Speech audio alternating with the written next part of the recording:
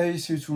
Aussi, on va parler de tout ce qui est OS et style de système d'exploitation.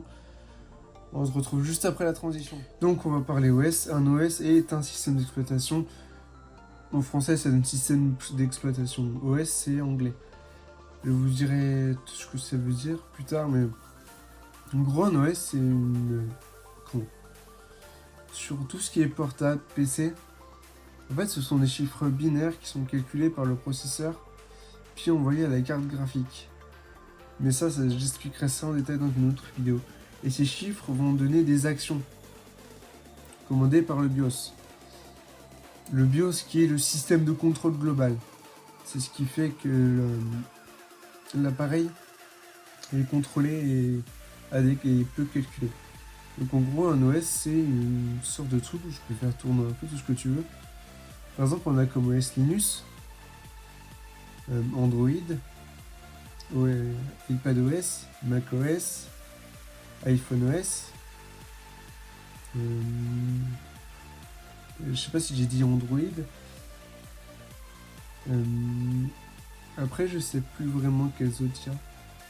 N'hésitez pas à me dire si on a d'autres. Je sais pas si j'ai dit Linux, mais n'hésitez pas à me dire si on a d'autres en commentaire. Donc, on va parler Linux. On va parler un OS par OS. Donc, par exemple, Linux, qui est un truc pour PC. PC en globalité. Qui, pour moi, est le truc le moins bien. Tu es obligé d'exécuter des commandes. Des commandes, c'est des trucs qu'on marque pour que, justement, l'appareil... Je vais vous afficher des commandes, par exemple, là. Et en gros, c'est des trucs qu'on marque pour que l'appareil fasse certaines choses. Par exemple, moi, au début, au lieu de commencer sur Windows 10, on va parler juste après, j'ai commencé sur Linux. Et je voulais télécharger des jeux. Beaucoup de jeux. Donc j'aimais bien jouer, même si mon PC n'était pas puissant. Mais Linux, si on sait coder, c'est valable. Si on sait comment rentrer les commandes, c'est valable puisque... comment expliquer ?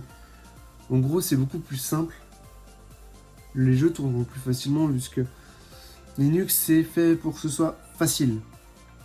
Entre guillemets, pour que les trucs puissent tourner, vu que Linux par exemple, demande moins de ressources que Windows 10. Windows 10 demande beaucoup plus de ressources que Linux. Linux demande moins de stockage aussi que Windows.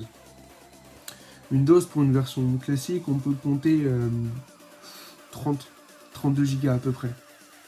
Si on compte toutes les mises à jour qui sont là et ça. Donc en gros, pour conclure sur Linux, c'est un système d'exploitation qui n'est pas...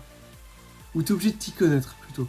Si tu veux aller sur Linux, tu es obligé de t'y connaître, obligé de t'y connaître un max en commande, suivant ce que tu veux faire.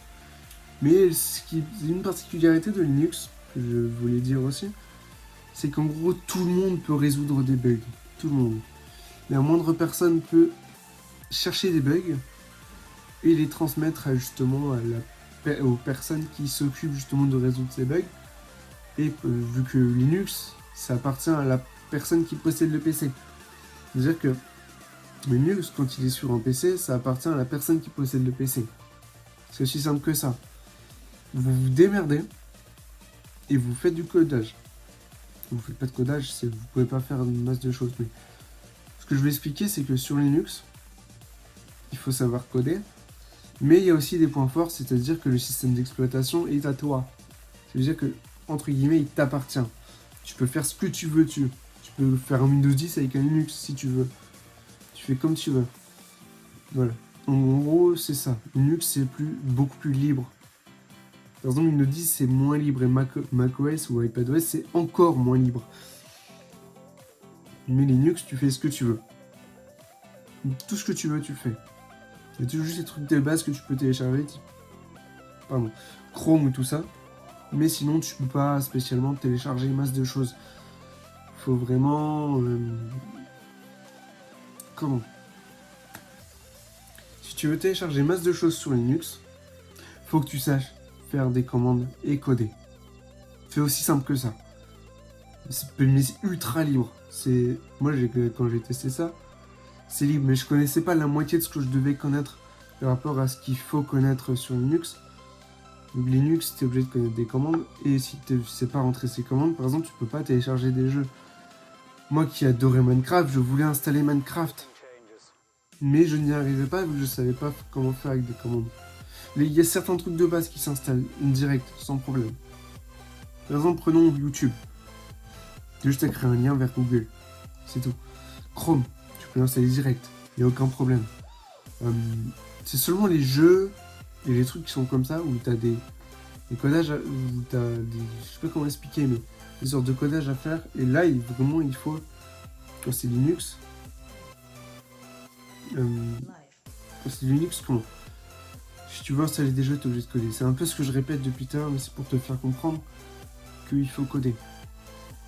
Mais Linux, encore une fois, demande moins de ressources. Et si tu arrives à le programmer au menu Windows 10, vu que c'est gratuit, bah tant mieux limite, ce sera beaucoup plus facile du coup. Mais c'est compliqué, il faut à tout prix savoir faire du codage.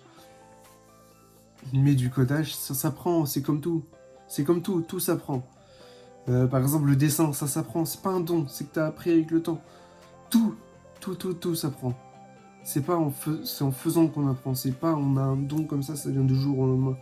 Non, faut être déter, faut y aller. Voilà, c'est aussi simple que ça. Si t'apprends pas, tu peux pas.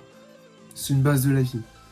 Bon, on parlera de Windows 10 et de ça dans une autre vidéo, vu que sinon elle va durer beaucoup trop longtemps. Ce que je veux juste dire, c'est que Windows 10 et macOS et tout ça, c'est de moins en moins yo.